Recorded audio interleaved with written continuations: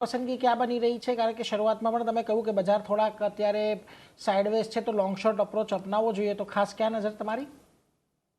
IT સ્પેસમાં અગર આપણે જોઈએ તો ટાટા ઇલેક્સીમાં અગર આપણે જોઈએ તો ટ્રેક્શન અત્યારના ઘણા ટાઈમ પછી આપણને જોવા મળ્યું છે. કારણ કે ટાટા ઇલેક્સીમાં અગર આપણે જોઈએ તો સ્ટાર્ટ ઓફ ધ યરમાં જાન્યુઆરીથી લઈને માર્ચ મહિના સુધી આપણને એક શાર્પ કરેક્શન જોવા મળ્યું હતું. પણ એના પછી કંઈ ના કંઈ પર અગર આપણે જોઈએ તો આ સ્ટોકે 4100 થી લઈને 4200 ની વચ્ચે એક બેઝ બનાવ્યો છે, અને અત્યારના પણ અગર આપણે જોઈએ તો 4400 ના જે લેવલ્સ છે એ સસ્ટેન કરી રહ્યો છે. તો આઈ ફીલ કે જે એનું ઓનગોઈંગ રિકવરી ફેઝ છે ટાટા ઇલેક્સીમાં એ કન્ટિન્યુડ રહેશે. કરંટ માર્કેટ પ્રાઇસ પર બાય કરીને ઇનફેક્ટ 40 to 50 નો જ ઇનફેક્ટ સ્ટોપ લોસ રાખવો જોઈએ.